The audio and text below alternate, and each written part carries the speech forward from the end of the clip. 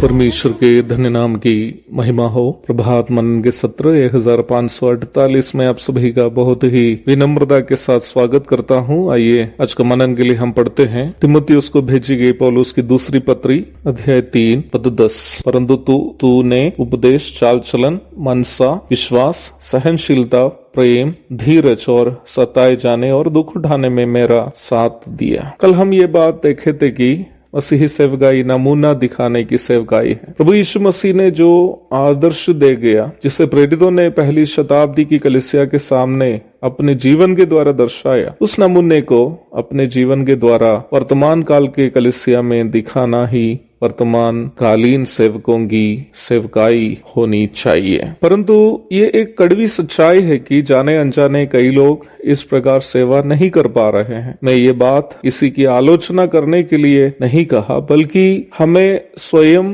परखने और सुधारने के लिए कहा हूं। प्रारंभ में पढ़ी गई पद में पौलुस ऐसी 7 बातों का जिक्र कर रहा है जिन बातों में पौलुस ने उस नमूना को दिखाया जिसे उन्होंने यीशु मसीह से सीखा था। पहला कुरिन्थी 11:1 पढ़ लीजिएगा। उसमें प्रथम है उपदेश अथवा टीचिंग, डॉक्ट्रिन अथवा सिद्धांत शब्द भी कई पदों में उपयोग करते हुए आप देख सकते हैं। आप यदि बाइबल देखें तो विशेषकर नया नियम में ये शब्द एक वचन अथवा सिंगुलर में ही हर जगह दिया गया है। उपदेश, शिक्षा, सिद्धांत आदि एक वचन शब्द को हर एक जगह इस्तेमाल किया है। जहाँ कहीं भी इन शब्दों को बहुवचन में इस्तेमाल किया है, वे सभी झूठे उपदेश या फॉल्स टीचिंग्स को दिखाने के लिए ही इस्तेमाल किया है। पौलुस के पत्रियों को पढ़ने वालों को ये अंदर अथवा सही शिक्षा और झूठी शिक्षा, इन दोनों के बीच का अंदर अवश्य समझ सकते हैं। कहने का तात्पर्य यह है कि पौलुस अपनी समझ या ज्ञान के अनुसार अलग अलग तथ्यों पर अलग अलग शिक्षा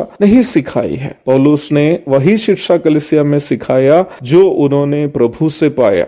पहला कुरिन्थी 11:23। बाइबल की शिक्षा जो यीशु मसीह ने कलीसिया को दिया, पहचानने का एक मापदंड, क्राइटेरिया प्रभु स्वयं मत्ती 28:20 में बताया है। पहली है यीशु मसीह के द्वारा आज्ञा दी हुई बात होनी चाहिए। दूसरी है प्रेरितों के द्वारा सिखाई हुई बात होनी चाहिए। और तीसरी है पहली शताब्दी की कलीसिया के द्वारा मानी हुई बात होनी चाहिए। इन तीनों मापदंड जिस विषय पर एक साथ मिलते हैं उसे हम नए नियम के उपदेश कह सकते हैं। मैं पुनः कहना चाहता हूं, नया नियम का उपदेश वही है जिसमें इन तीनों मापदंड एक साथ लागू होते हैं। पौलुस के द्वारा जो शिक्षा कलीसिया में सिखाई गई है, वे ऐसी ही बातें थी जो यीशु मसीह के द्वारा आज्ञा दी गई थी, अन्य प्रेरितों के द्वारा भी सिखाई गई थी और पहली शताब्दी की कलीसिया के द्वारा मानी जाती थी। अर्थात उन कलीसियाओं के द्वारा भी जिसकी स्थापना पौलुस नहीं की थी,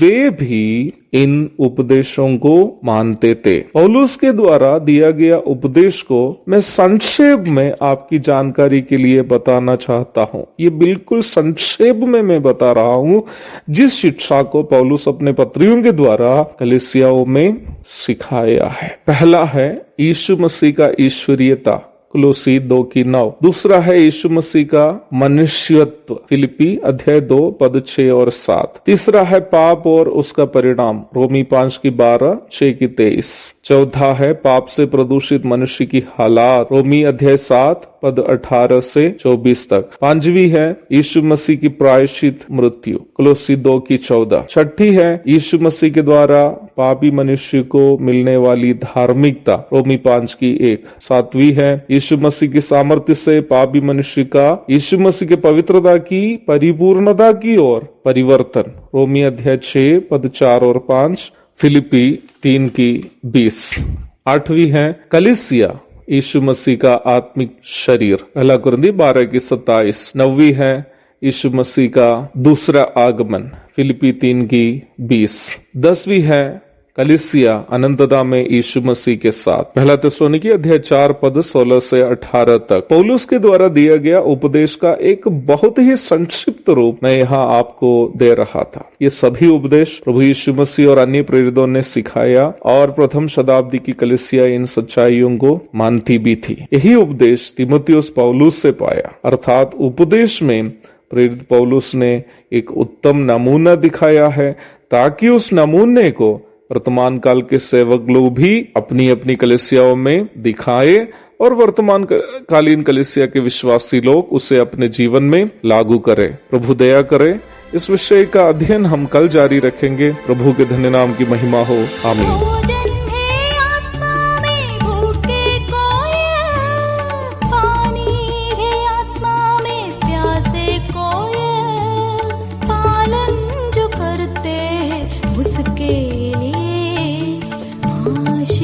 पाने का साधन है ये वचन, प्यारा वचन, यीशु मसीह का प्यारा वचन।